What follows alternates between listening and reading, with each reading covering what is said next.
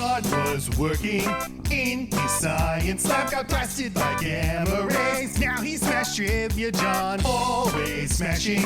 He's friends with Ruffalo, crushing on Maslany, and also Sydney Sweeney. John's here saying, hello my gamma friends, welcome to the show, the Gamma Analysis Podcast.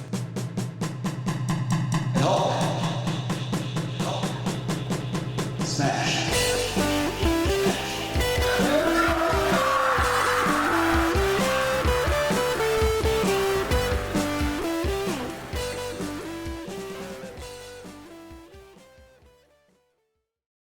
Hello, my Gamma friends. Welcome to the show. I'm your host, Smash Trivia John. You can find me on Twitter, Facebook, YouTube, TikTok, and Instagram by searching Smash Trivia. I'll be the one with the big old green head in the profile picture. This is the Gamma Analysis. Basically, I'm going to review everything Hulk, all the movies, TV shows, and I also do other random geeky films.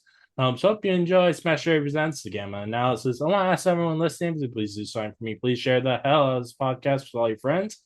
If you don't, Hulk will be angry. Now let's smash right into this episode. Today's episode is a review of Ironheart art with Tanner Slavin. And I hope I'm not mispronouncing that last name from Twitter. How are you doing, man? Hi, I'm doing good. How are you? I'm doing good. I loved the Ironheart show. I thought it was so much fun. Yeah, I really did too. Yeah, this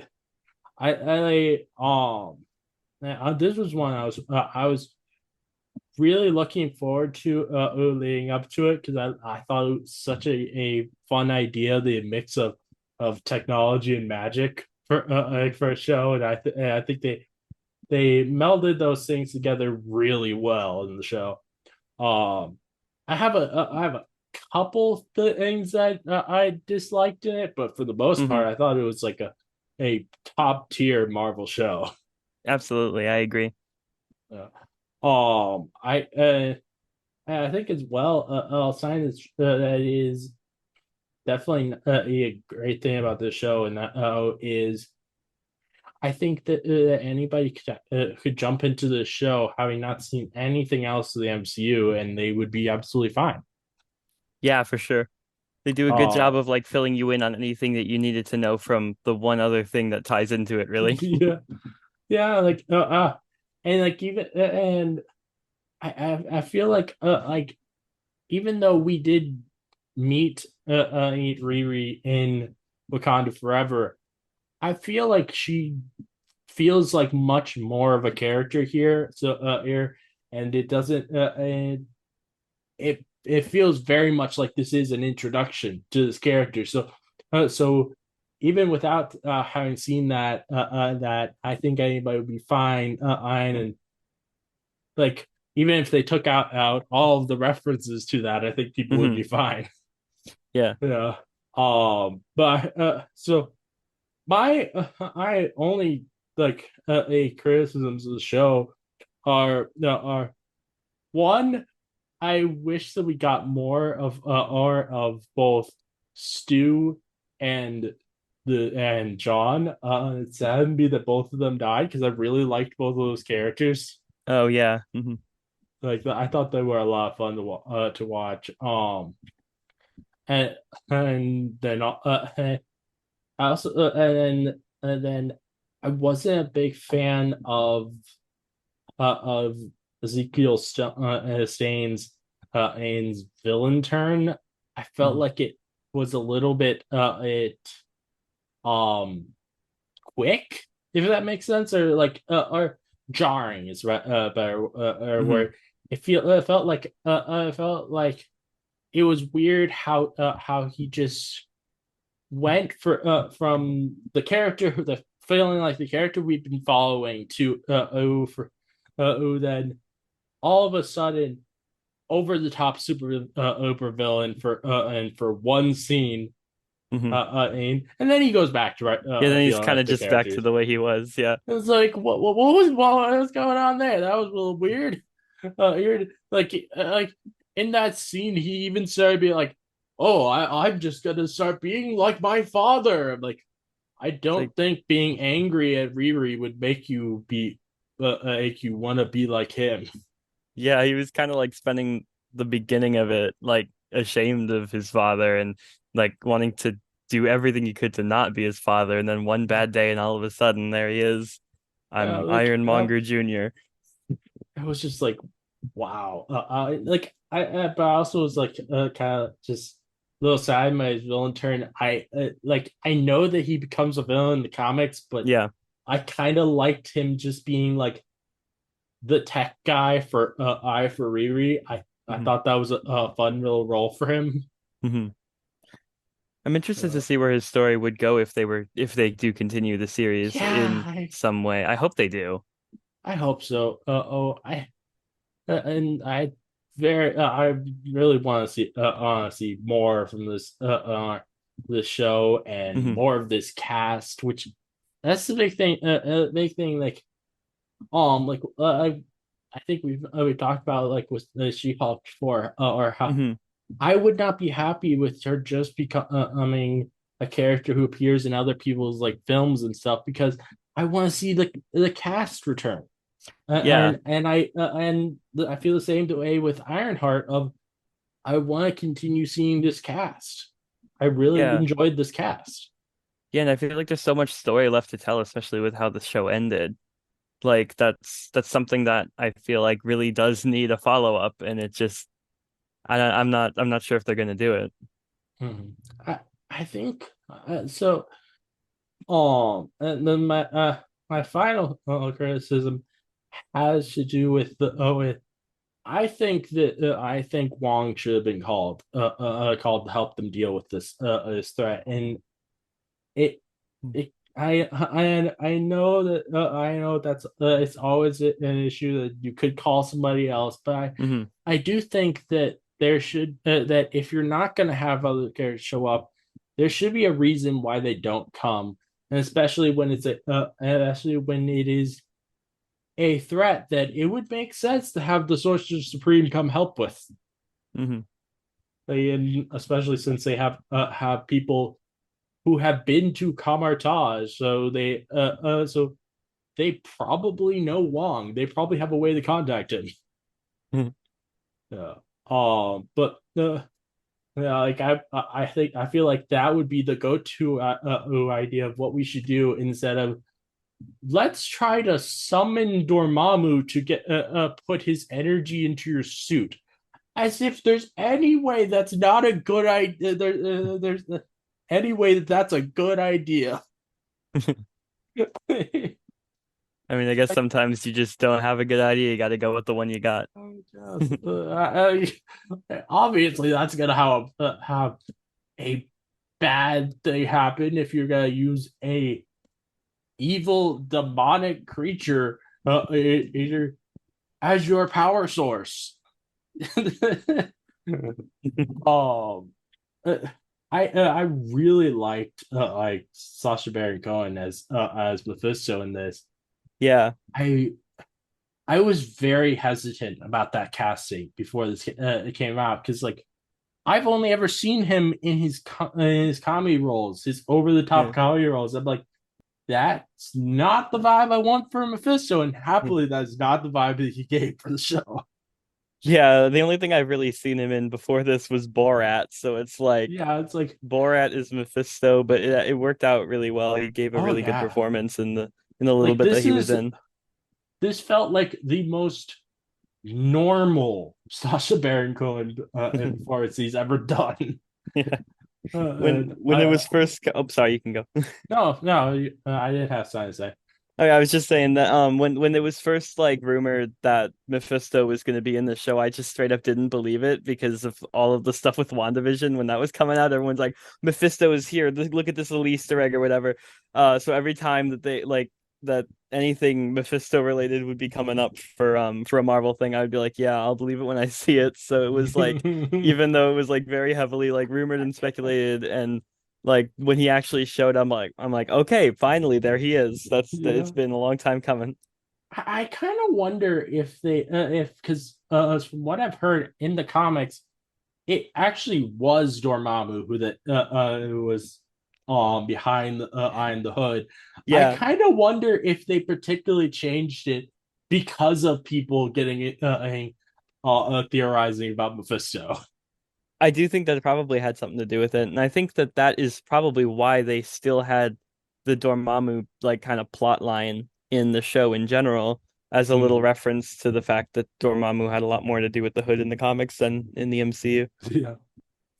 Uh, though something that I do find really interesting, I mean, that I kind of wonder about for the future is a line that Mephisto said. He said that when he was when and Riri called him Dormammu, Hmm. he acted like he's more powerful than Dormammu, which I find interesting because I was looking up and Yeah, apparently in the comics Dormammu is more powerful than him.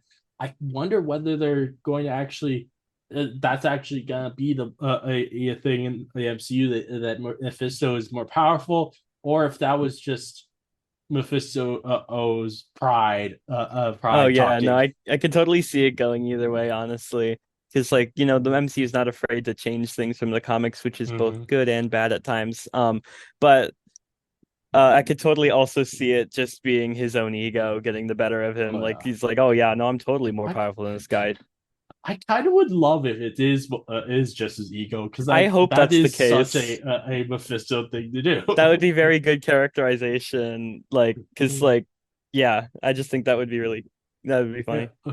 But I feel like for us to even find that out, we would have to actually see both Dormammu and And Mephisto in Mephisto, a project in one of the projects, and I feel like there's not a lot of chance of something like that happening. I feel like the most likely place would be Doctor Strange 3.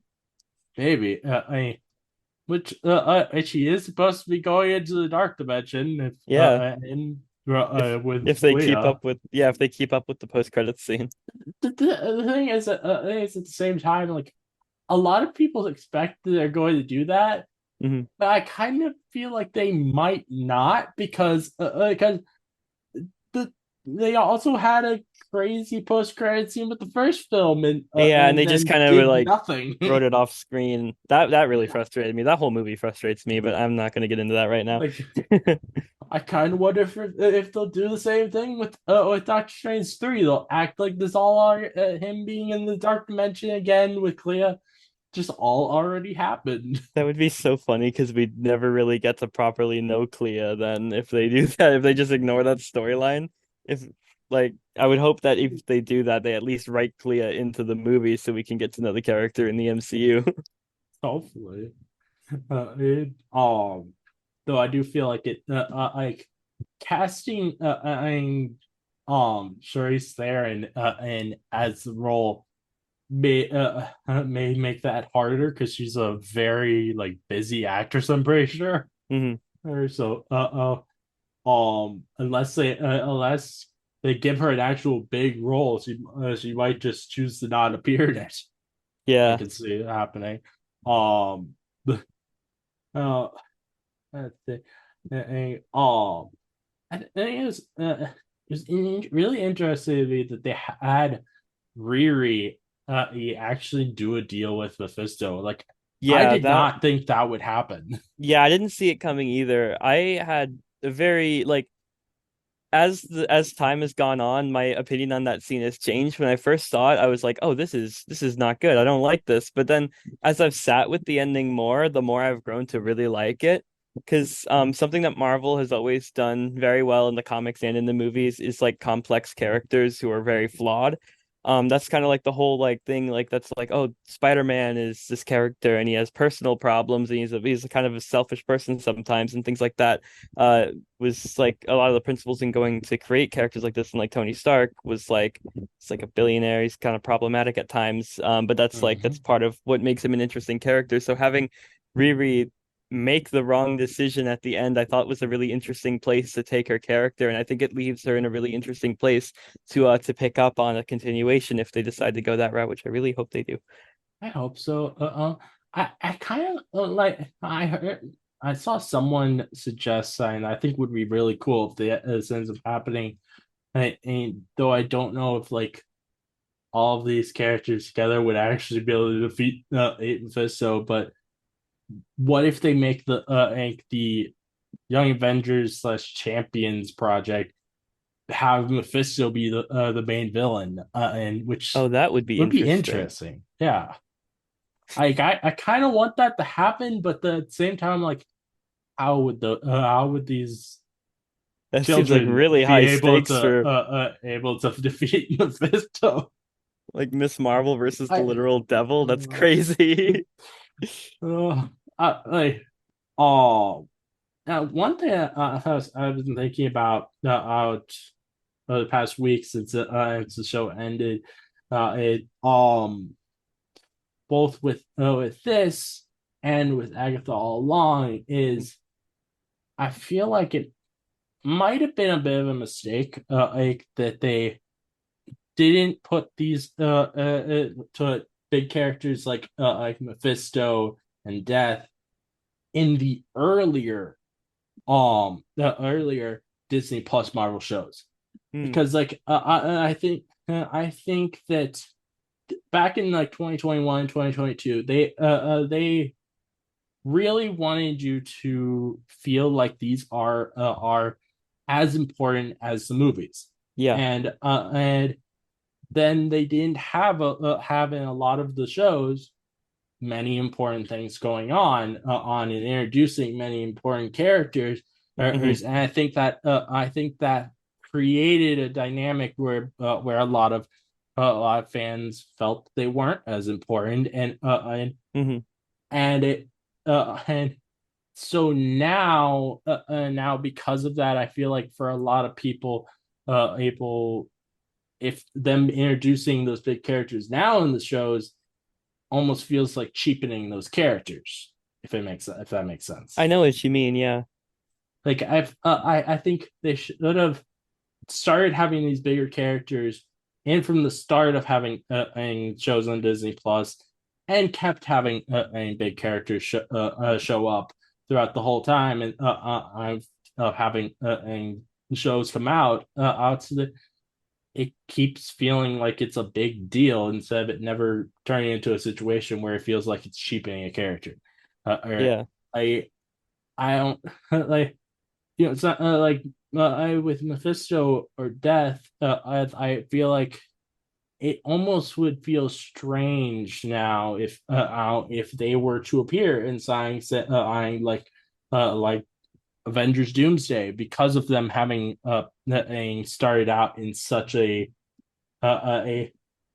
not very a much seen project, which is really annoying that Ironheart is not being seen nearly as much as it should be because of Disney's really stupid lack of marketing and And release dropping it schedule. all. Oh my God. Yeah, no, that's the thing that frustrated me the most. It's like I feel like there was even better ways to do that, even if they did like because like the reasoning they've said is because they didn't want it to overlap with the Fantastic Four, which is fair, but it's like dropping it all in 2 weeks is like it's just really doing a disservice to the story and the characters because it's like I feel like this is something I've been looking forward to ever since it was announced. I've always been rooting for Ironheart because I'm an Iron Man fan at heart. Like that's my favorite. And this is a really interesting character to continue sort of that legacy.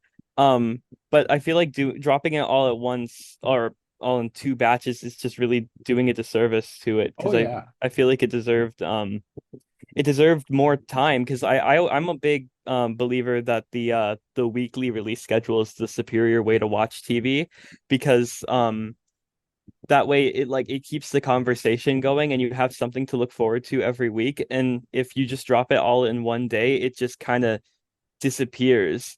Like every like even like huge shows like Stranger Things or Squid Game, I feel like I see talked about for like a day or two and then everybody moves on. But shows like I remember back when WandaVision was first coming out, it was huge. Every single week people would be talking about it and theorizing, mostly about Mephisto. But I just think that it creates a stronger community if something is dropping every single week. And I think Oh yeah. Ironheart deserved that because it's a great show. I really enjoyed it.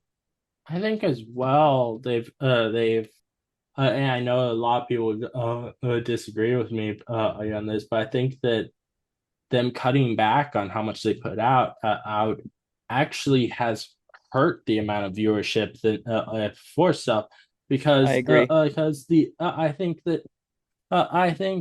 a lot of people don't want to subscribe to streaming services if they're not getting Regular a content. bunch of content Yeah, for their money. that's been Like, something I felt like has been a problem with Disney Plus. Because like oh yeah. when I first subscribed, like it had like all the movies and all the shows and stuff from like Disney or whatever. But then like it had like I remember it had The Mandalorian, WandaVision, and like that was like the two main things I was interested in. And when those were over, I didn't use the app nearly as much until the next show came out. So I feel like if you're gonna be like a streaming service that's gonna keep like keep going, you're gonna need to release things like way more frequently. Oh yeah. Like I this is like I'm saying like um if there were any other streaming service and they put out as little content as what Disney Plus puts out, everybody would be infuriated because Yeah. we're not getting a lot much money, much content for the money we're putting into Yeah, it. and they keep raising the prices, and it's like Like, if you're gonna raise the prices, raise the amount of content, but they're raising the prices and cutting back on the content. I feel like, mm-hmm. especially like if you like, even if you were doing like a bunch more animated things, because those are like I think quicker to make and cheaper. I'm not the it's most familiar, it's but like weird. like It's you weird could with just make a bunch of animation. animated shows or like something just I feel like people asking for this quality over quantity thing don't really know what they're asking for because Yeah, like I think they seem to believe that less content makes there be more quality, when in reality, it's like, it can you doesn't really imagine have if that, if, can you imagine if like on a regular TV network, or if you told them, if you said, like, oh, oh, let's cancel, oh, this show from the network, and that'll just instantly make this other show better. How does that make sense? There are different people yeah. working on all Yeah, these it's different completely shows. different teams for each show. Like Kevin Feige is at the top and he'll be overseeing it, but there's still different like teams. Like that's what a showrunner is for, and like you got writers' rooms and things like that. That like each show would have a different team. So like it's not quite like the movies where like well the movies do each have different teams as well, but like shows are much more I feel like self-contained to the Mm-hmm. point where they could just like they could make out seasons and seasons if they wanted to. And Yeah. I wish we were on like season 3 of She-Hulk by now, but like Mm-hmm. I think we could have been if they would just I don't know. I think Marvel should have it that every year there's more seasons of each show. Yeah. And you just keep adding on more shows that keep getting Yeah. more seasons every year, And like that way when a because show that's how ends, yeah. regular TV worked. Exactly. And like when a show ends, like if a show reaches its natural conclusion, like for example, Loki only needed 2 seasons, then you have another show to take its place. Like Yeah, like, I sure yeah, there's situations like that where where it is absolutely a mini series, yeah, like but WandaVision and Loki.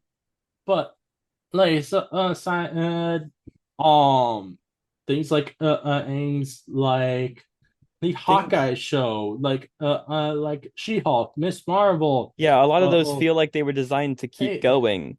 yeah, they I feel like And you can't it's exactly crazy expect that we something have to, to oh, yeah. that I feel like it's crazy that Mhm. it feels like we're in the minority and say that they should be having these shows come out every year. Yeah. It's like, And like whenever people like point out their problems with like the shows, like this is a bad show. Not every show is perfect in the first season. Sometimes it takes a couple of mm-hmm, seasons to get their footing. Like I remember, I'm a big fan of sitcoms, and I watched Parks and Rec. And the first season that was okay. It wasn't bad, but it was like it wasn't quite as good as it got. And then like within season 2 and season 3, it was really consistently good. So like if you didn't like, for example, Miss Marvel in season 1, then maybe season 2 would win you over. Like I don't know. Yeah. It's like as like because they can take any criticisms and adjust where needed, you know? Oh yeah. That's usually how TV shows get better as they go.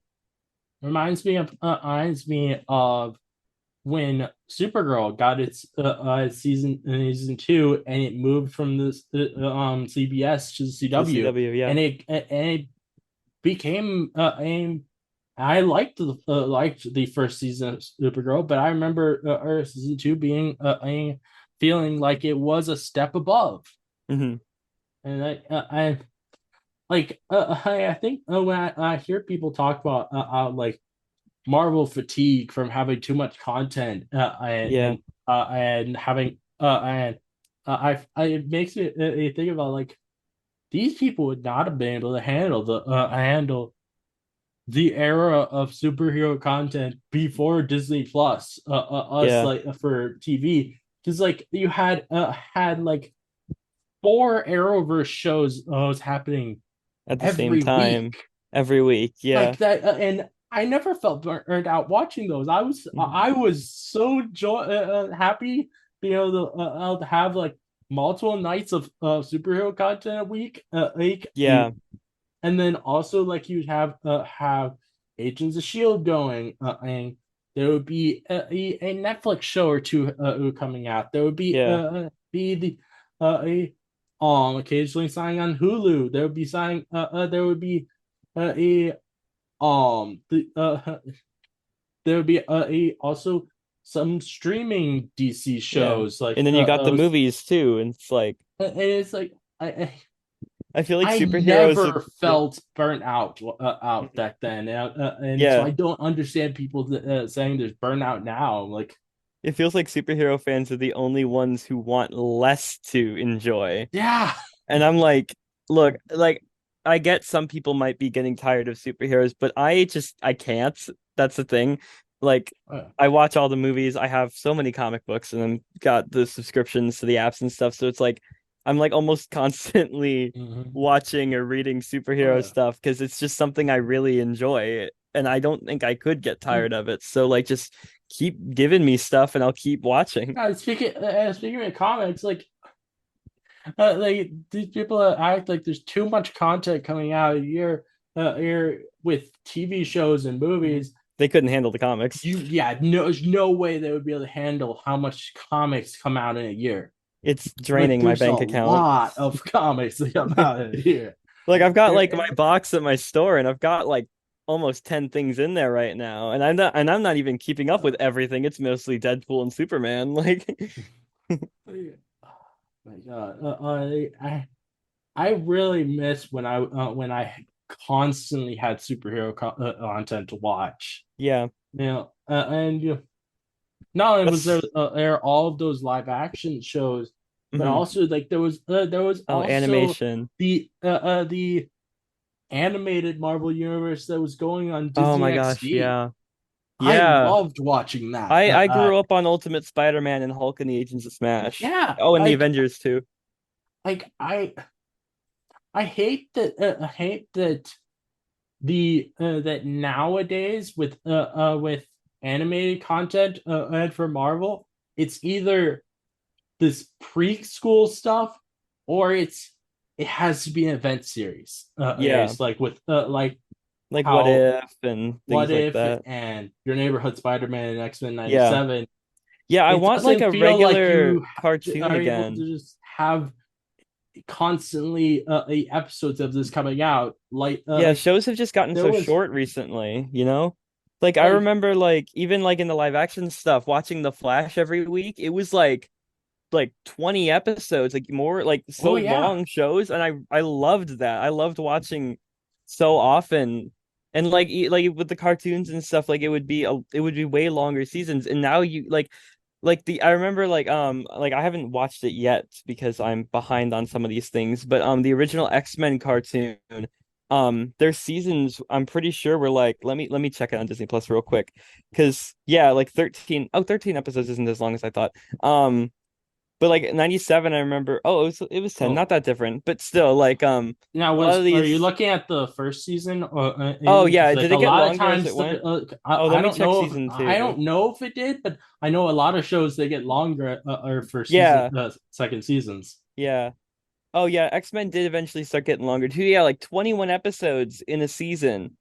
Um, and then Uh, you get like X-Men 97 is 10 episodes, which is actually one of the better 10 lengths of episodes, shows. an episode, but it's gonna be at least next year or even maybe the year after before we get a second season of that. It's like Yeah, it's like that such long gaps between such short shows. It's like uh, we were getting Flash weekly, like yearly, weekly, long seasons every single year. yeah, yeah, long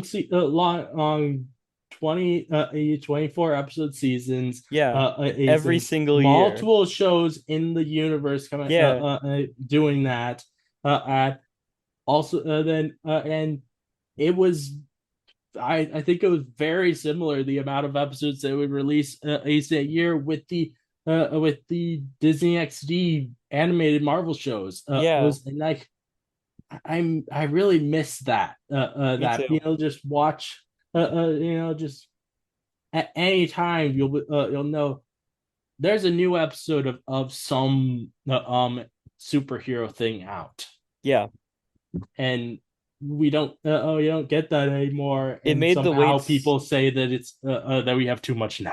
Yeah, it made the waits for the movies go much quicker. Oh Like yeah. like I feel like every now and then you get into a drought of it a little bit. And like it's funny how people are like, "Oh yeah, these like superhero stuff are destroying cinema," when it's like you get two or three a year from each studio and that's like it. Like there's so many other things.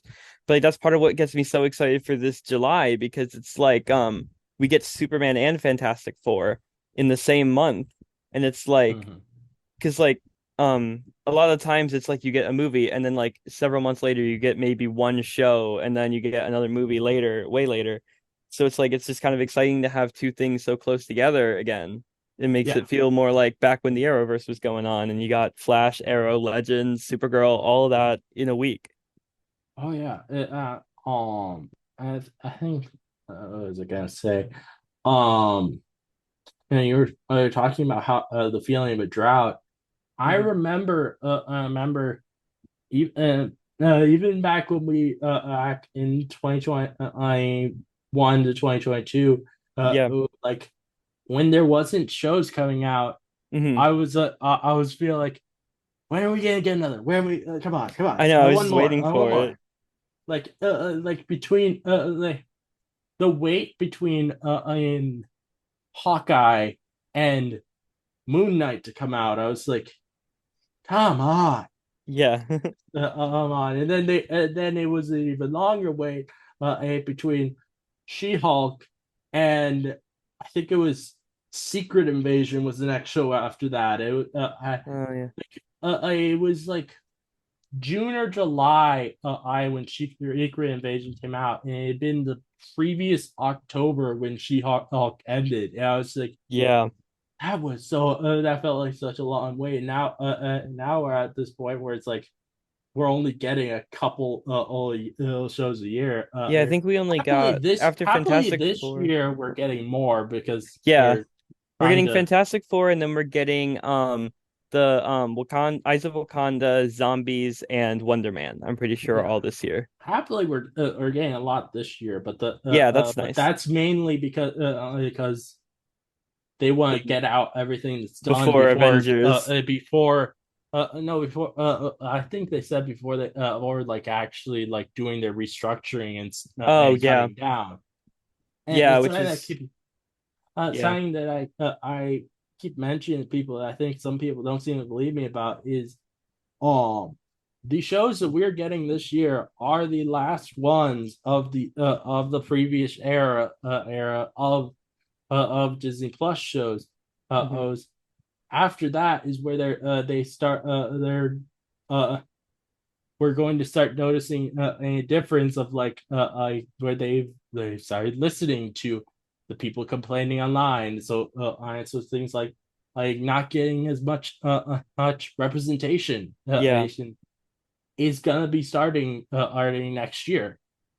Yeah. And a lot of people don't seem to believe me about that, but it seems pretty clear to me that that's what's going on. And Yeah, when you look at like the projects that are coming out in the next phase, it's very different in terms of representation because like I gotta remember exactly, but like Avengers is gonna be about a white man with Doctor Doom, Robert Downey Jr., and then Spider-Man is about a white man. The Fantastic Four are predominantly white men, except obviously Susan.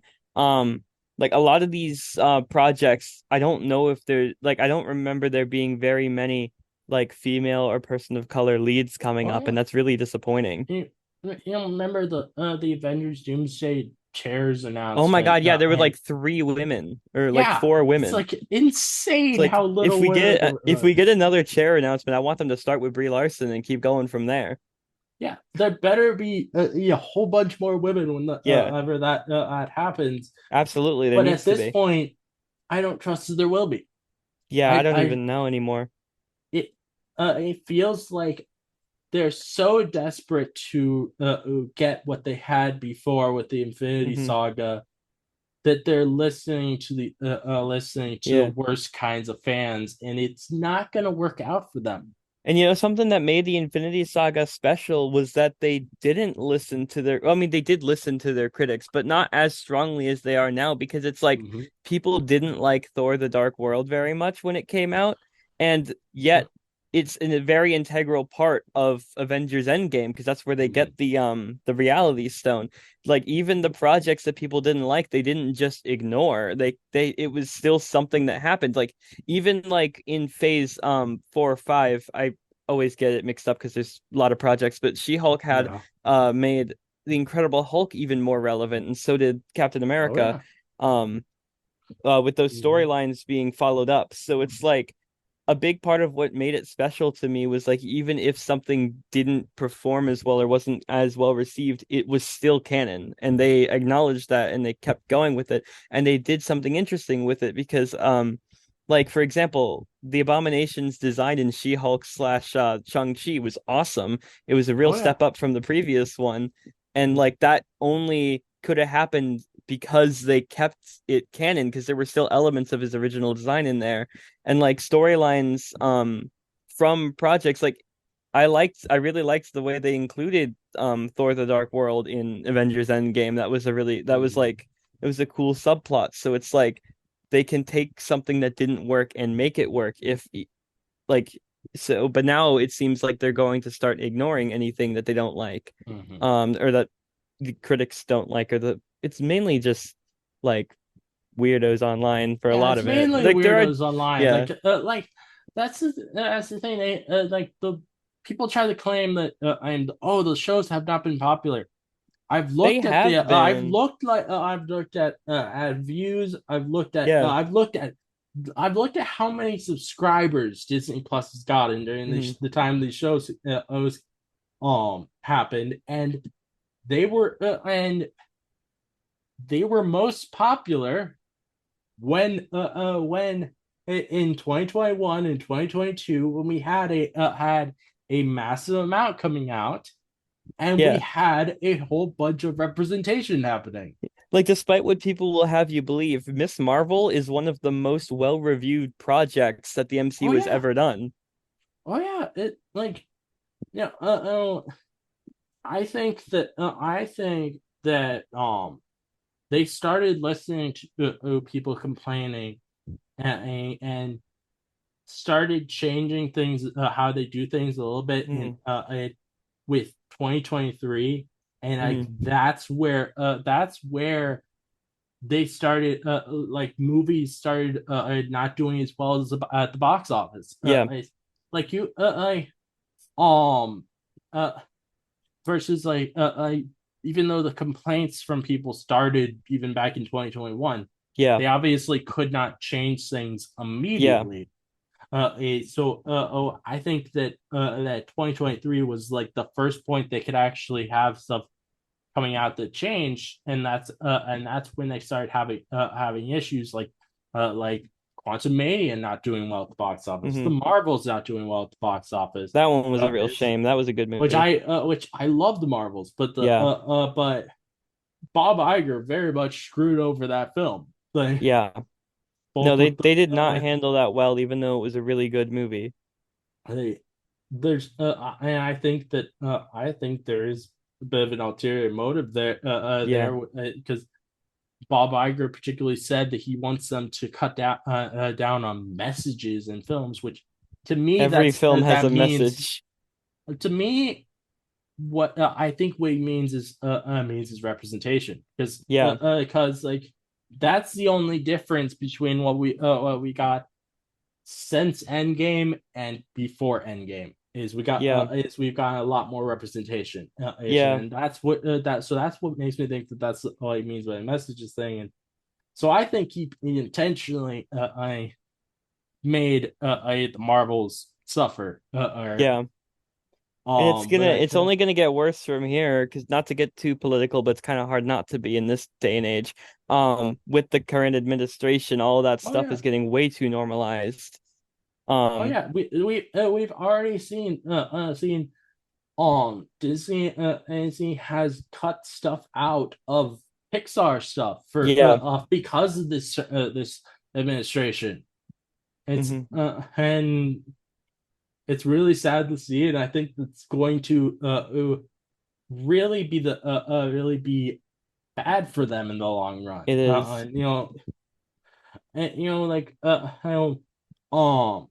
even sign I like Captain America: Brave New World. I think that they made it to be very tame, Yeah, a lot and of I like the think that's political because of things haven't been I as think strong. that's because of the odds of the way the world is currently. Yeah, Um, and like nothing in Brave New World hits as hard as Falcon and Winter Soldier did. I love that show. That was one of It's my so favorite good. projects that they've done. It's so Yeah, good. Yeah, like but like in 2023 they had those flops, I guess, and then last year we only had one film, but it was Deadpool, so obviously it was it was gonna do obviously going well. to be a success. Yeah, Like it like kind of that hard was to mess up that wasn't that. but It was like that a surefire home run. but then this year we're back to having the same struggle as 2023. I At least box office wise, and I Yeah, think because also Thunderbolts was really well reviewed and and like I very think popular, and I enjoyed it a lot. Um, but it still somehow didn't perform well. I'm not sure, I especially with like think that how good the word of mouth was. I was surprised by that. yeah, I think that them listening to a lot of people complaining online Hmm. has damaged the brand, Yeah, and that's why things aren't doing as well. You know, yeah, they expected Daredevil Born Again to be this massive hit because of people online saying how popular Daredevil is, hmm, but that show underperformed. yeah. That actually did surprise me based on how people were talking about it. It kind of goes to show you I that a lot of like I've always been a strong believer that the MCU was never really the problem. Like it hadn't really changed as much as people have been saying mm-hmm. it was. It's always been the fan base that's been Yep. the problem, because like people are like with these weird expectations that everything is a certain way, and then like this weird way that everybody kind of romanticizes the past, to where it's like they act like Mm-hmm. there's never been a single flop in the MCU until after Endgame, when it's like people didn't like Thor: The Dark World, people still trash Ant-Man and the Wasp, and it's like, and those all came out before Endgame. Like Phase Mm-hmm. 1 was very hit or miss because the Incredible Hulk was there and Thor didn't get the best reviews. Iron Man 2 didn't get the best reviews. So it's Mm-hmm. like it's always going to be like, it's always been a thing where it's like you like some, you don't like some, but people are acting as though you liked every single one until this Well, point when everybody told I you not think to like them. I think a big thing is that back when the start of the MCU happened, people weren't as critical as they are today. No, I people have think gotten way people more are cynical too. so much more critical and cynical, and it and they think that because they changed, that means that the product must change. Yeah, and a part of it is like a lot of the people who watched the MCU at the beginning have grown up with it. So it's Yeah. like what happened when I was a kid was perfect, and what's happening now is not as good as when I was a kid. Mm-hmm. And it's like it's like it's not as different as you would think. And I think as well, and I don't think this is to say that everybody are bigoted, but Yeah. I think that subconsciously a lot of people are much more harsh towards female-led projects. Yeah. I've And so many even things. people who aren't even people who I know are not bigoted, I feel like they're much more harsh towards the female-led projects Yeah, versus the male-led when it's the projects. Yeah. male-led particularly white male-led Yeah. projects, they don't seem to be nearly as critical of them, Hmm. and I think that is also been something that's really hurt the fandom. Yeah, especially like even like with the characters themselves, like back on the subject of the podcast, with Yeah. Ironheart, um, like if like people always like people are complaining, oh, she's got an ego, she's like really Mhm. confident in herself and things like that, and like saying those things as if those are like big problems when also hyping up Tony Stark, who had Oh yeah. arguably a bigger ego and was like kind of a jerk sometimes, but like that's part of what made the character interesting.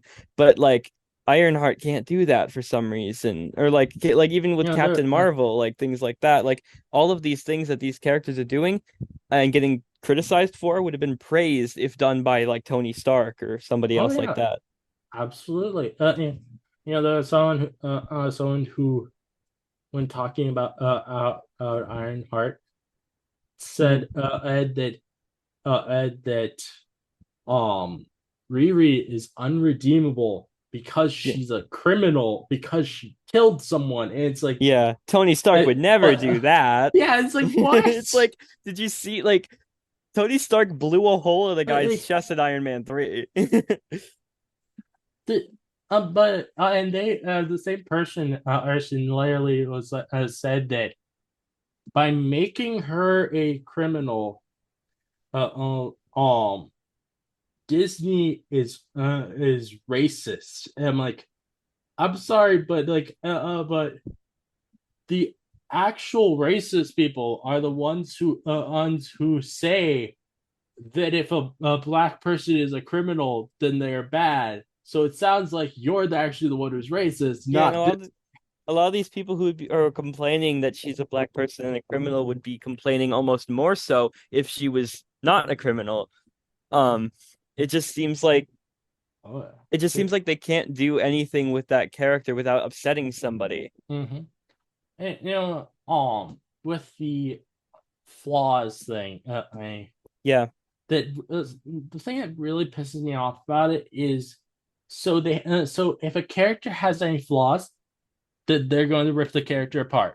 If a yeah, character doesn't have any flaws, they're gonna rip the character apart. they're going to say that oh, they're Mary Mary, Sue. oh, I hate that term.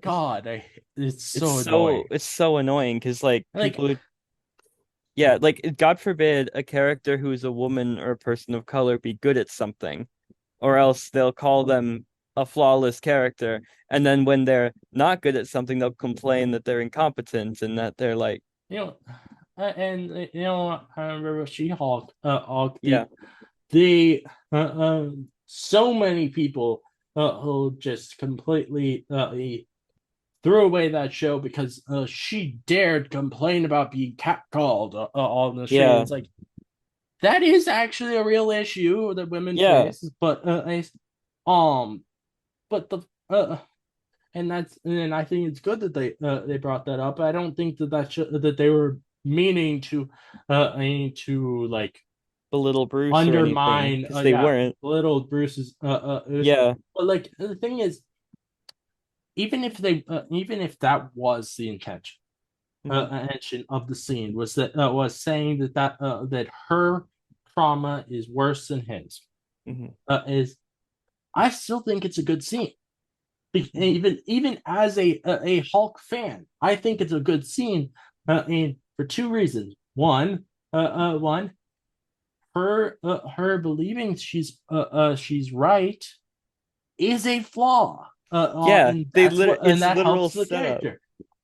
And also, I like that scene because that's how real families are. They Yeah. are there. I've had people in my family say things that have things that belittled my trauma. Like that's just, and I still love them. Hmm. I still love those family members. That's Hmm. that's just how families operate. They'll say things that hurt each other, but they still care about each other. Hmm. Yeah, and on So your I think first it made it point feel about, real. oh yeah, and on your first point about that, like setting, like her believing that being a flaw, like that's so true because like people will often ignore the fact that that scene is set up for a thing that got paid off way later in the show, in the episode with Daredevil, where she, after all of her information or like that video and stuff gets leaked, she gets really mad and loses control. Like she's claiming that she doesn't lose control, like she never would lose control, and then she loses control. It's literally a setup Hmm. for a future payoff that shows that she is like not a perfect person. So like Yeah. anyone complaining that she's claiming that her trauma is worse than Bruce's and that she's totally in control and she's perfect at this right away, it's literally set up for a character arc. Oh And yeah. people just like a lot of like a problem with like the way people view media, like media literacy being at an all-time low, and the fact that people and like a big factor in that, and also with people like upset about the MCU not feeling connected, is just a lack of patience. Mm. I think also there is a thing of like there are some people who just told themselves from the start that some projects they're gonna hate, and they Yeah, made sure they hated them. I think that's the yeah, case with both Ironheart and She-Hulk. absolutely. I've heard people say say praise one show for not having to be connected, it feeling acting like oh that this is this great refreshing thing, but then the Yeah. very next show being like no, I feel it doesn't feel like I should have to watch this because it's not connected. I'm like, Hmm. And the and that funniest was kind thing, of how oh yeah. that was how it was between in Moon Knight and then She-Hulk. Yeah. It It's was like also it so really funny. annoyed me. It's also so funny that complaints about the homework thing. I've been very like I've talked this has been a big talking point on the internet recently, and I've contributed to that conversation a lot. But I think that the homework complaint is really stupid, and I've gotten a Yeah. lot of heat on this for on Twitter recently, on a post that like kind of blew up. But I think that if you pay attention to what you're watching, you don't need to watch anything other than what you're watching because they always explain Hmm. exactly what is happening. Like for example, like somebody quoted my tweet basically being like, "Oh, so I can watch Captain Marvel and then Endgame and then the Marvels and not be confused." And they were saying that as if that wasn't true, but Yeah. that is totally true because like Captain Marvel is its own complete story that leads into Endgame, where the literal beginning of the movie is them going, "Wow, Thanos really did it. He wiped out half of the universe," and that's all you need to know to go into that movie. Hmm. And then the Marvels, literally, the introduction for Kamala gives you everything you need to know. She explains what the bangle is, and Monica explains how she got her powers. You don't even need to watch WandaVision or Miss Marvel to fully understand the Marvels. And I know Oh yeah. that's the case because I know somebody online who hadn't watched Miss Marvel and totally understood the Marvels. And like one of my friends in real life had watched Thunderbolts and hadn't seen Hawkeye or Black Widow. Like he had only seen Falcon and the Winter Soldier and like all the stuff with Bucky, but still. But like he had that was his first time seeing Yelena and his first time seeing, I don't know if he even saw Ant-Man and the Wasp, honestly. A lot of those characters, it was his first time seeing them, and he totally understood and loved the movie anyway, because they always Yeah. do a good job of explaining what you need to know, and they work it into the plot. Like it's just like I don't know. It's like I think I yeah, think as well, two things. One, I don't think we need to know everything. exactly. Yeah. And two, two, I think it's okay that some projects you might need to know some things. Yeah. Like this is a franchise eyes.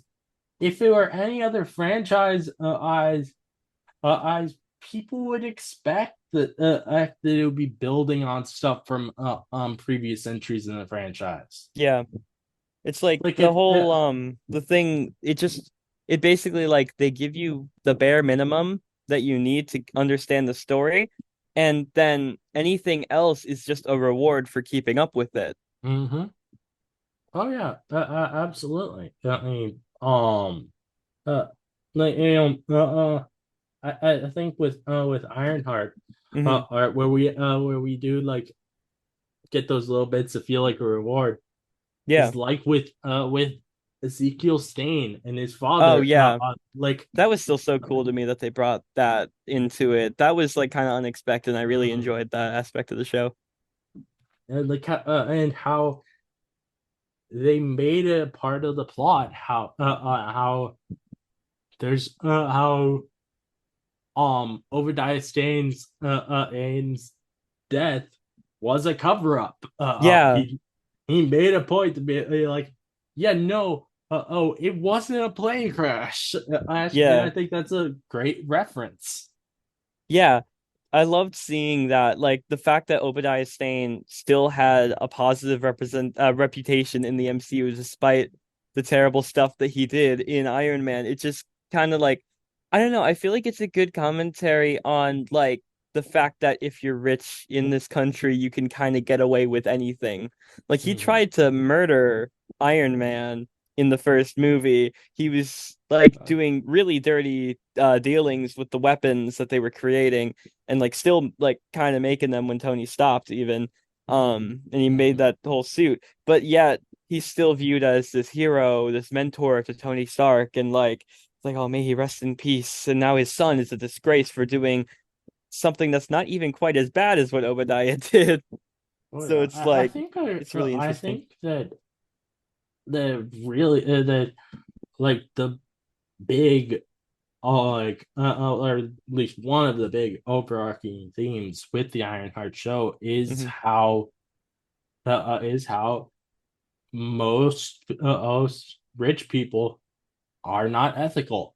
Yeah, And like and you and like they have with all these people that they're going after to who steal from in the show, they are not good people themselves. yeah, I'm pretty sure like the woman with the underground and speedway, I'm pretty sure that was supposed to be commentary on Elon Musk, us yeah. Oh and yeah, totally. his underground speedway. I think it was Las Vegas or something. Yeah, something like that. That was a weird thing. Like I would not feel safe driving through that.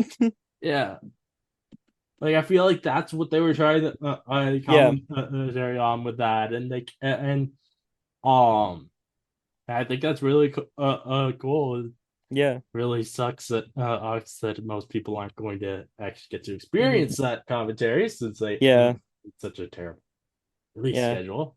But yeah, Something else I um, really love about the show is one of the major themes of it that's the theme of legacy, because I think that I not even recently anymore, but a while ago I had done a rewatch of the MCU before a lot of the stuff was added, just because I love the franchise and I like starting it over and seeing what I noticed. And something that I noticed was every single project that Tony Stark was a part of in the beginning, they'd always mentioned legacy and what he would leave behind, and that was always like a driving motivator for him, was leaving behind a legacy that wasn't as bad as it could have been. And like, because like that's why he brings back the Stark Expo. That's why he stops making the weapons. He tries to create a peacekeeper that becomes Ultron. Um, all these things are trying to leave something positive behind.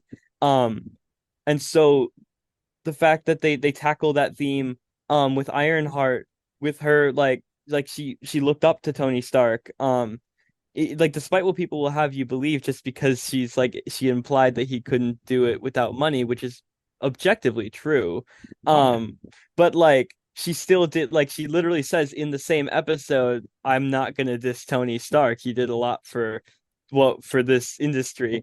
But like having like Ironheart kind of um like fall into the legacy of Iron Man, and also having Obadiah Stane's son coming up in the world as Hmm. well, like a little bit like starting his career in this whole superhero supervillain uh equation at the same time, I thought was really interesting, and I really liked what they did with that. And I don't know, I just think that that playing around with the theme of legacy that's been present in the Iron Man side of the MCU since the beginning. I love that they continued that with Ironheart being the next generation. I think though as well, I like that even though I'm pretty sure in the comics she is meant to be like this big fan of Tony Stark Yeah, arc. She even has like a Tony Stark AI. yeah. I like that they made this more a personal thing Oh yeah, where for it sure. really instead of of her trying to be the legacy of Tony Stark, it's legacy of her father. Yeah, And instead of having Tony Stark as an AI, she it's her has best friend. Natalie, her best friend. Hmm. I think that's really cool. Um, I think it's that's one that on place where I do think it is like a little weird that they had her bring back Natalie with Mephisto. Yeah, Because I think that that removes of that thematic connection there that they had before. Or I actually uh, interpreted that a little differently. Um, because I believe that she was trying to bring back the AI. oh yeah, Because I think yeah. that's absolutely true. Hmm. But I think that it would fit better if the end of the show was actually her building that AI back up. Mm. I think it loses a bit the personal touch by having it be a Mephisto thing, if that makes sense. That does make sense. I don't know, because like at first I kind of thought the same thing. But I think that the ending that they went with was just so interesting because of the fact that it kind of goes against the message a little bit, if that makes sense. I can Because understand that. she's gone through this arc of like acceptance, but when given the opportunity, she still makes that selfish decision. Mhm. And I think that's something that's really interesting. That's not the typical route you would go, especially with a superhero show. So I think that just makes her even more of an interesting character. Yeah, I can see that. Yeah, I, I do kind of wish though that they had like to really get us into the Mephisto of it all. I think it could have been cool if they had the final scene of the episode be showing Mephisto in his true form, I and do want not to see just in that. that Yeah. like they did like a The little this spoon thing. spoon thing. But Yeah, I think that like having the final scene of the episode be like signing where like uh, he sits upon his throne and he turns red would have been great. that would have been a pretty cool visual. I'm excited. I hope they bring back the character because I want to see that like that final form for him. I Oh wonder where yeah, they would do that. I saw some I people like speculating that they want to save that for like a Ghost Rider movie or something, but I'm like, are they going to make a Ghost Rider movie? that's yeah. I think it's interestingly to me with the Ghost Rider of it all is like we're like how I've always understood Ghost Rider, and I haven't really read many of his comics actually, but Hmm. um him turn into the Ghost Rider is because of him having the Mephisto has his soul. So Yeah, it's interesting how in this is Mephisto having someone's soul works differently. Instead, it starts scarring up their body instead of having like a something of yeah. their head turning into fire. I think it just kind of depends on the deal they make with him. Because Yeah. so many people have made deals with him in the comics. Like both major Spider-Men have Mhm. made deals with Mephisto at certain points, I and think it's neither of them turned into the Ghost Rider. yeah, So yeah, yeah. but I think as well though. Something I think I felt was a little lacking with this show and Mephisto is that I I like the idea that not only does Mephisto get someone's soul, but he also gets something that they care about as well. Yeah.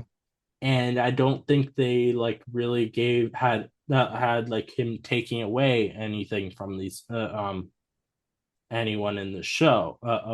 Like oh I remember with the Nicolas Cage Ghost Rider film, like he the whole so the deal was to get was to He got his father back. save his father from Yeah. cancer. I think like cancer or something. Yeah, it was cancer. Or wait, no, Or it was. was no, I it think was it might have cancer. been.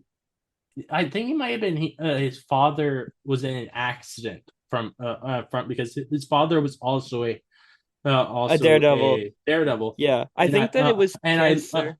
so and after saving his father from that I think if I remember right, it was Mephisto gave his father cancer to take his father away from him, I and as thought it part was of the deal. I'm pretty sure I watched this movie for the first time recently. So if my memory serves me, I'm pretty sure that his father had cancer. Mephisto took away the cancer and then he died in an accident And like the next day. I think that it was so they were trying to say that Mephisto was responsible for that Yeah. accident.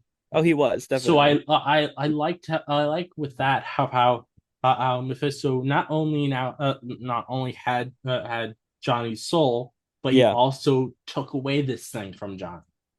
Yeah. I think like we Which should is a have real had dick like move because that's the whole reason he made the deal. yeah, it's it was trying to say how like a devil's deal is not actually a good thing. You don't Yeah, actually get any good out of it. exactly. And I think um I would like with let's say in Ironheart if they made a point to say like that some previous person who was in the team in maybe a Mephisto took them I or wonder if the death with in John. episode, yeah, I wonder I if I that death thought about it was, too, but they didn't really go into saying that was that his soul went to Mephisto or anything. yeah, I the think that closest thing we got was Mephisto showed him that death afterwards. yeah, like I think that something like that would have been cool. Yeah, And like maybe with Riri's his deal with Mephisto.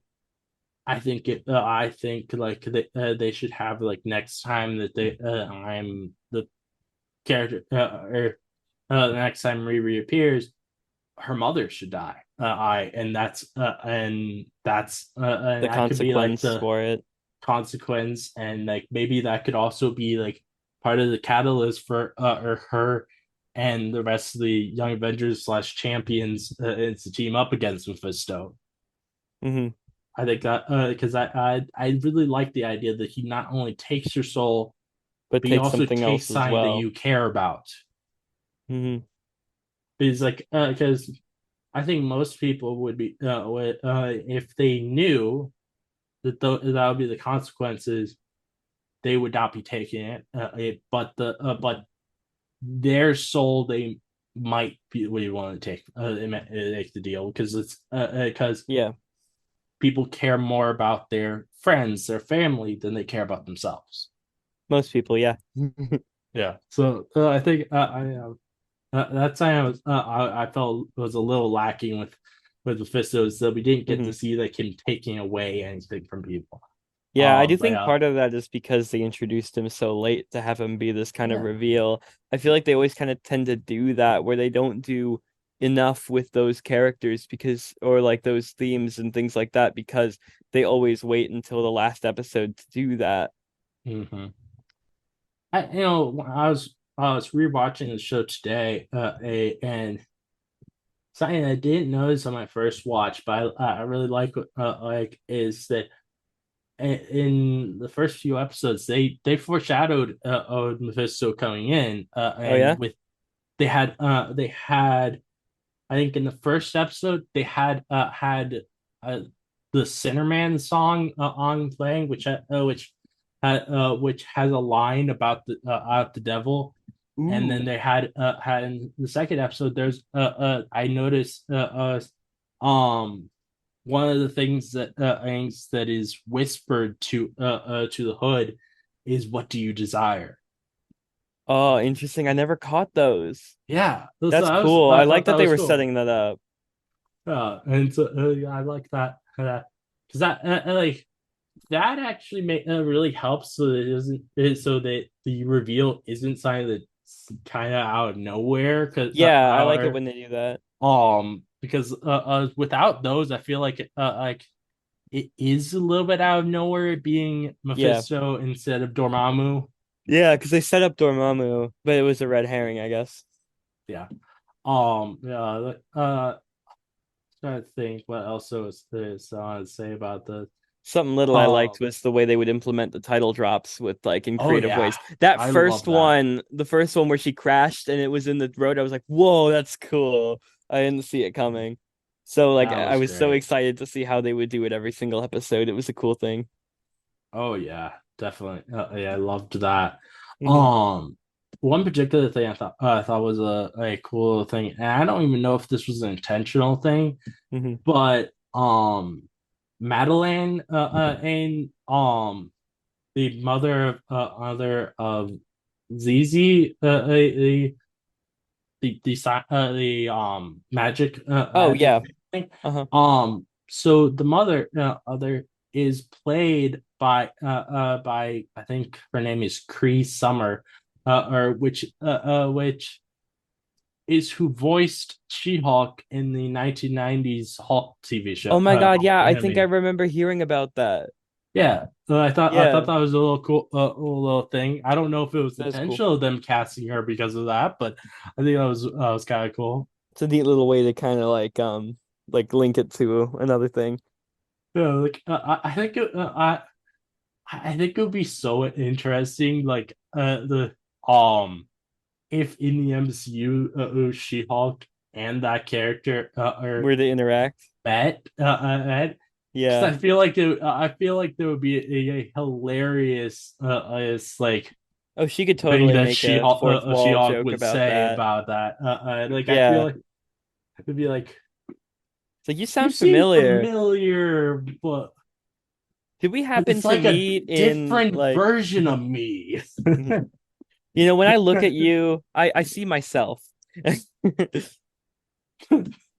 Oh yeah. Or more actually when Oh, I listen to you and then she winks at the camera. hmm. Oh, that'll be great. I think what else there is about this show that I wanted to talk about. I love the About suits. The oh suits were yeah. so good. Oh, And I I love love that they that they did it. use this car to Yes, car I loved or that. Like the way they like it was very good for the character taking this thing that like has been I kind of like haunting her and turning it into uh, something else. there's that, and also I think that um it's also a little bit of a connection with Tony Stark because like Yeah, he based his color scheme off of a car of that he sports had. cars. Yeah. He had so many sports Yeah, cars. Yeah, yeah, like they kind of came from like the same sort of place, but like in very different like walks of life. Like he's this billionaire, she's not as rich, and building it in like her stepdad's garage. Well, he had this like mansion and as many sports cars as he could possibly want. Um, yeah. I really liked that kind of like what's the word, like symbolism, I guess, or like Mhm. the Oh yeah. connection there. Uh, one thing about this show that I love about it Hmm. is how it looks. Yes. It looks like you are watching a movie. Something I noticed was it And had I really good lighting. oh yeah, that's what I mean. Like it looks like you're watching a movie. And this is something I've said ever since they started doing the Disney Plus shows. Yeah. I think that they should um after the show's release is do for like 2 nights only have them have each show oh play in theaters. Oh, I that think would be that would cool. be I would really go. cool. Like especially like if you have like a massive stretch of time where you're where they don't Where you have don't any have a other Marvel movie. Yeah. movies coming to come out. They could have like one weekend is one show, then the next weekend another show, I and so would on go and to so all forth. of those. That would be cool. Well, except I for think maybe that would Secret be great. Invasion. Yeah, uh, That's no, the that's like the only MCU project where I just didn't like it. I like can find something to so like in bad. every other project, but I just did It's not so like Secret bad. Invasion. Except I like Samuel L. Jackson, obviously. He's the greatest. Um, So, but the show was just not good. oh yeah, like I remember I kept as that show was going on, I kept saying how he should be calling in the Avengers. Yeah. And then in the second to last episode, someone actually asked him, "You should call in the Avengers." And he's like, "No, this is something I got to do myself." And then the finale, he doesn't even do it himself. Yeah, they have little It's Super Scroll do it. like what that, but like I really hated that idea of he has to do it himself Hmm. The because only I reason feel like I that's wish they would have given a better explanation. Oh, I'm sorry, I totally oh interrupted you. yeah, You oh should go. no, you're fine, but I hate that because I feel like it's almost kind of selfish to do it yourself. I'll like I get this is personal to you, but when there are a massive amount of lives at stake, you can't let your own ego and it being personal to you go over or saving Yeah. lives and ours. And it kind of felt like that was going on with Fury in that show. I would have accepted it better is if they would have just like had a line where it's like, they might have too, I don't remember, of just like, oh, I can't trust anyone. Like, I can't trust that they might be some Yeah, like a squirrel in the skies. Because that's the reason I could see him doing it by himself, is if he like thought I that the think other the thing Avengers with might have been taken, but he didn't really think I think that. the problem with that idea is there's now obviously once the finale came around, Avengers could have been taken and Yeah. taken, but before that, because there were no Super Scrolls, Yeah. a pretty easy way to find out if the Avengers are actually real, Was to really see them use their themselves. powers. Yeah, like that's a very simple way to deal with that issue. Yeah. But like I feel like a lot of times with superhero movies they have the movies and shows they have this idea of I got to do everything myself, and it's like that feels like a bit of an ego issue when there are this all these lives in danger. Hmm. You're kind of selfish to not call all in help, if that Yeah. makes sense. Hmm. And I think if there's a good explanation for why they can't, I'm fine with it. But like, if there's not a good explanation for why they can't, I'm just like, it's just kind of annoying to me, and that when they don't like with Ironheart of them not calling Wong in. I feel like they absolutely could have called him in, and like I've heard people try to say like, oh, that maybe they couldn't afford it. Like Wong was able to appear in multiple episodes of She-Hulk.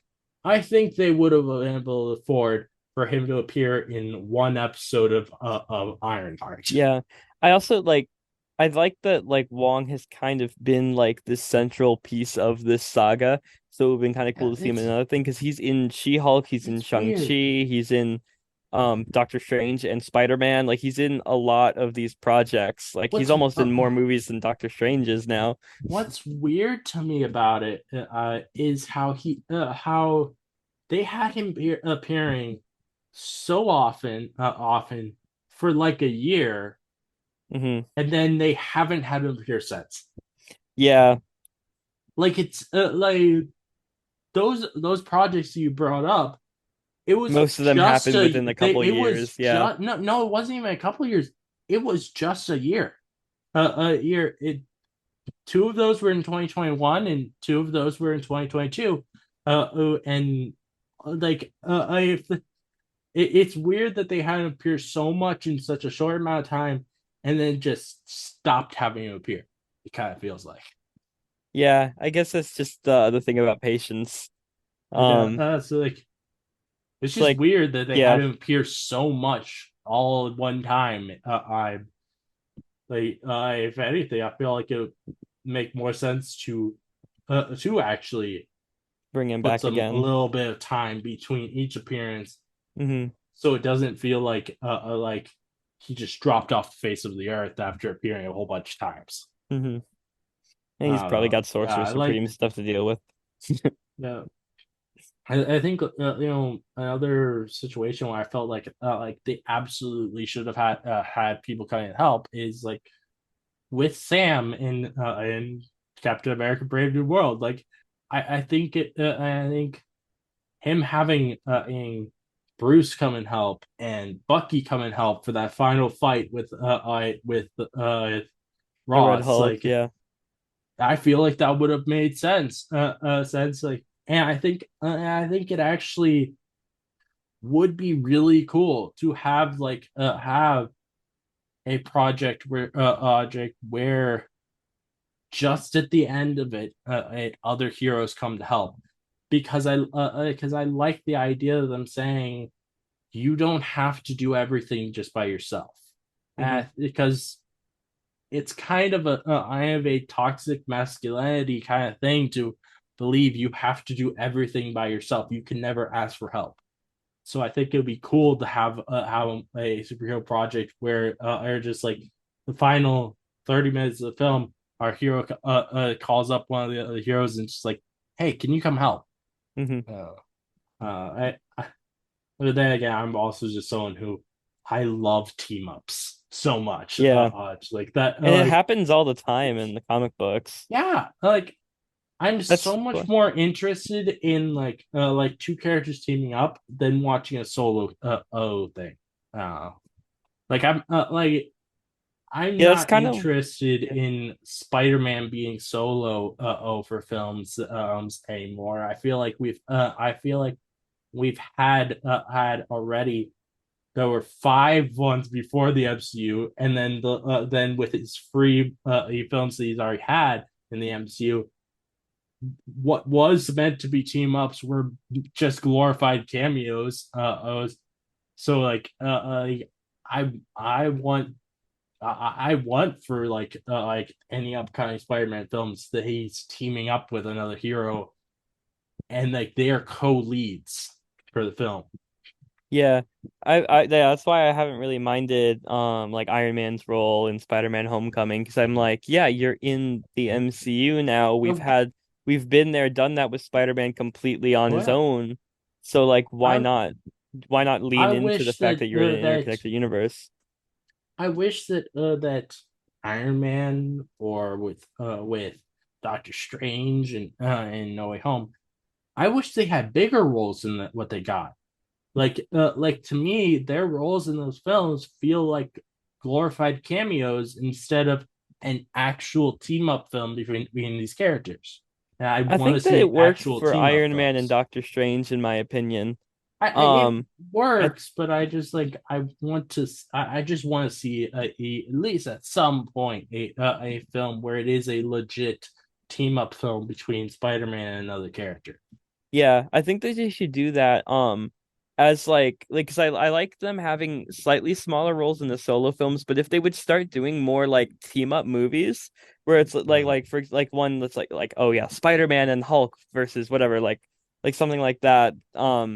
Where it's Yeah, like specifically like how they did Deadpool and Wolverine where they're like yeah, co-leads the entire time. More that's what I things like want. that with like but with like less obvious team ups because Deadpool and Wolverine they team up all the time in the comics. But Like like I something want. and like get some of those too. Like if they could do when the Fantastic Four inevitably merge with the main timeline, if they could put Spider-Man in one of those, that would be awesome.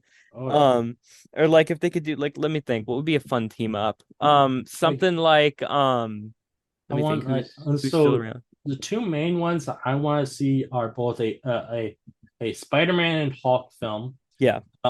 and a Spider Man and Captain America film. Oh yes. Because Especially with I Tom Holland love and Anthony Mackie. yes that's like I love their I love they had a great chemistry in Civil War, They did. but I particularly love their chemistry in real life. Oh my God, that would be the most entertaining red carpet ever.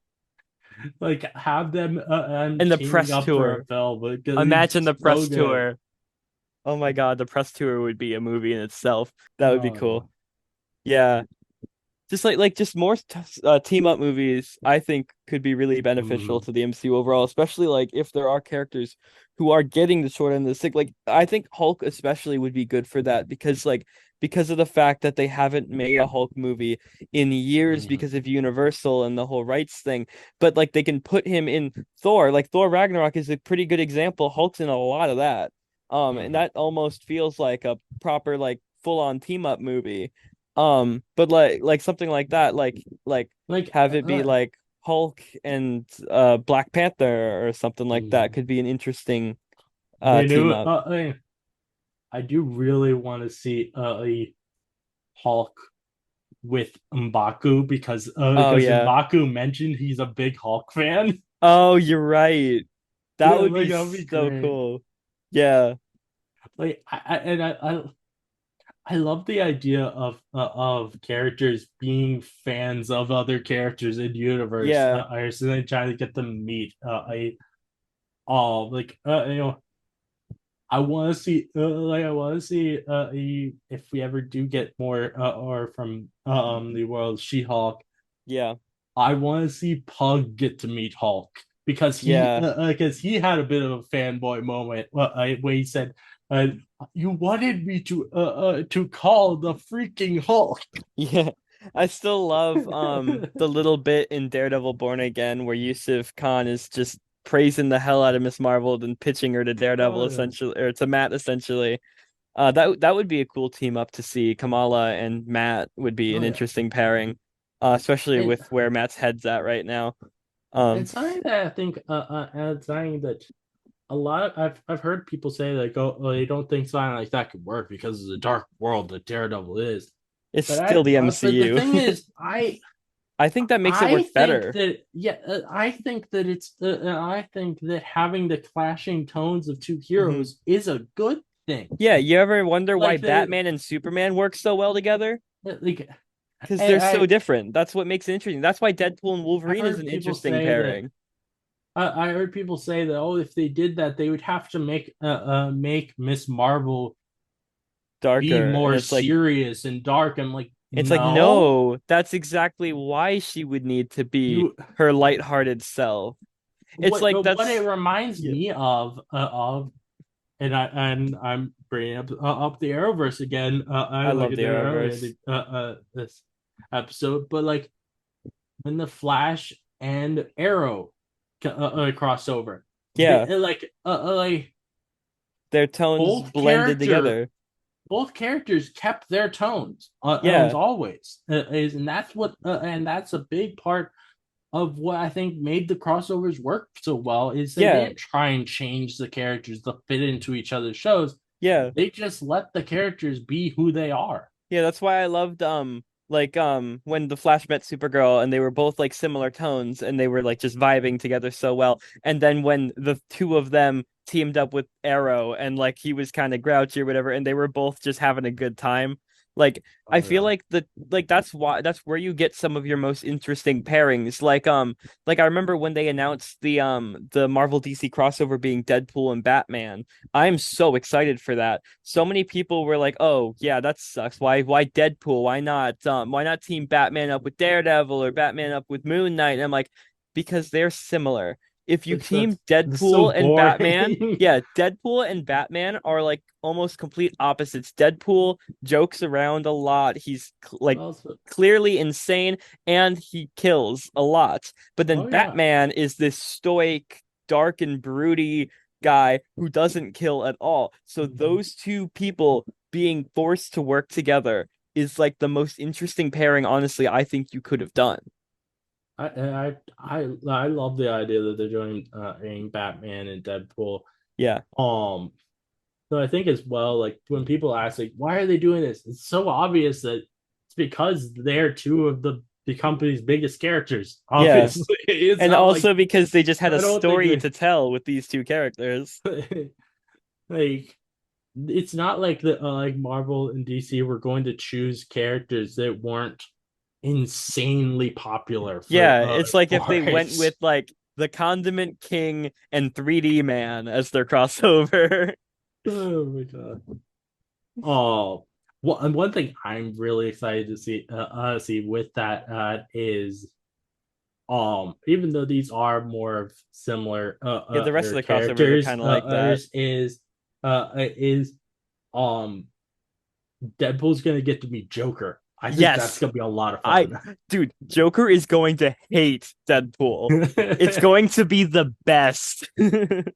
I'm also really excited for like again, these are also slightly more Like, similar characters, but Jeff the Land Shark meeting Crypto the Super Dog is gonna be like made for me oh yeah. specifically. I really wish that they managed to do what James Gunn had actually suggested once, Mhm. which is Baby Groot with Harley Quinn. Oh I my think that would be God. amazing. Oh, that would rock. Oh, I would like, read the hell out like of that. oh yeah, like I've always liked the idea of pairing somebody like Baby Groot, who's like one of the most innocent, child-friendly Mhm. characters, With somebody, yeah. up with somebody who's unhinged, Yeah, well, someone who's Baby Groot's kind of crazy. unhinged too, Oh honestly. yeah, He's but, just like like I unhinged in mean, like a more cutesy way. yeah, like I think that makes for such a fun Yeah. dynamic, and Yeah. Yeah, that would be cool. I, yeah, another thing I wish they could have done is even though I know they've done one on one of these in the past, it was like during the 80s. Yeah. I think they should have done a new Superman and Fantastic Four crossover. Yeah, because of And the yeah, movie's because the coming out. movie's coming out, and I think Yeah. I think they could have also like made it be signed where not only do they make a comic with them, and but also Hmm. they could have like when creating the contract between Marvel and DC, they could have like also put in there that they would do crossover ads for the films. Yeah. Like imagine a short promo with Superman meeting the Fantastic Four That would be or really with cool. the live action actors. I think that would be Yeah. really get people hyped for both films. Yeah. I really wish that could have happened. Yeah, that Uh, would have been really cool.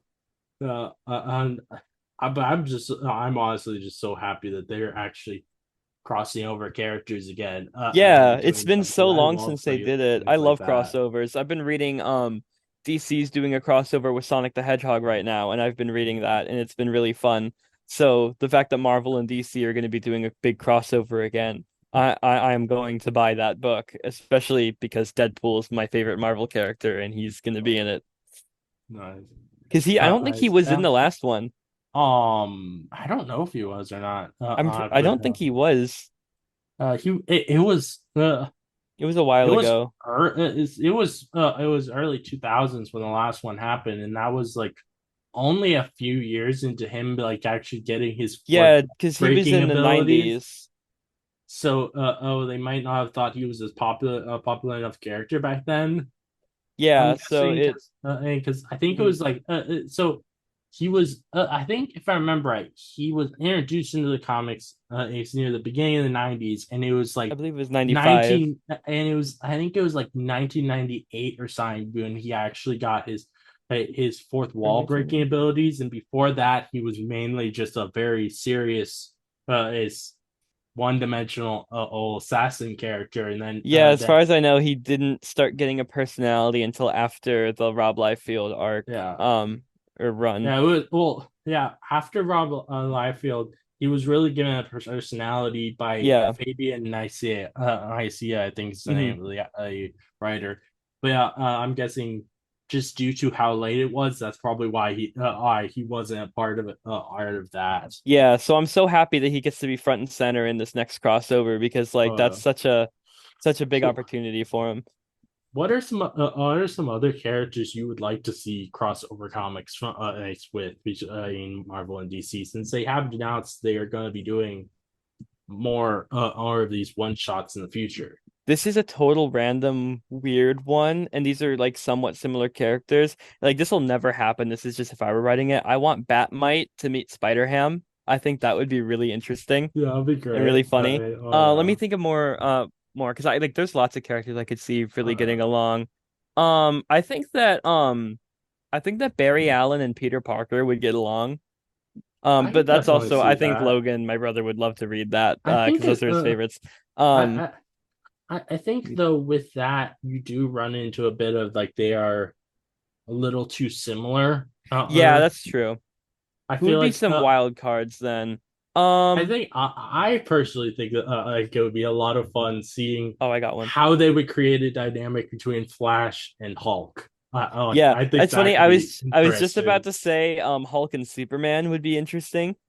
Which Um, they Hulk and Superman have actually had a you're comic right. book, I think they have, haven't they? which I haven't, which I really want to read at some point because I Yeah. think they did a really cool thing with it, as even though it did not come out in the 60s, is they set it in the 60s. Oh, that's It could cool. be so that that they have it dealing with Cold War or elements like with Hulk's original run, Yeah. and I'm pretty sure Superman had comics in the 60s where he also dealt with that. I think that's really cool, and it gives it this cool retro quality to Yeah. it. I think is really interesting. Uh-huh.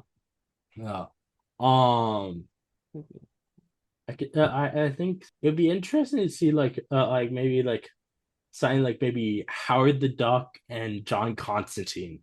Oh, that would be weird. I like that. I like where your head's I think at. that could be. I think it would be. It would you get a mix of like magic and Howard the Duck's goofy neo noir art stuff like together. Like could be really cool. Yeah, that would be really interesting. Um, Uh, Another basic one would be I want to see Iron Man fight Lex Luthor because I feel like they're kind of two sides of the same coin, which would be an interesting conflict. I think Um, oh, that I would have. definitely be interesting. I would hope though that they make a joke about Lex Luthor seeming like Obadiah Stane. Yeah, both bald and in tech suits. Trying to think of like an out of pocket one. um, What about Guy Gardner meets Hank Pym? ooh, that could be interesting. I feel like he would get on Uh, Hank's nerves. I could see that. Now, are you wanting old man Hank Pym, or you wanting like actually like I was like thinking how the like comics have them just being the normal yeah, I Ant-Man was of it. thinking like regular Ant-Man, Hank Pym from back in I the feel like day. he would get. I feel like he would be even more annoyed at him If he being was the old old man. man version Yeah. of him from the MCU. Oh, I've got one. Wolverine meets Booster Gold. Ooh, that's interesting. Yeah. Yeah, like a man from the past with a man from the future. Oh yeah, that could be interesting. Yeah. Uh, the I think and this is just this to fulfill a personal fantasy of my Yeah. but like She-Hulk, Gamora, and Poison Ivy. All green. Yeah, all the green You ladies. seem to have a type. Yes, yes. I think it would be really funny is to have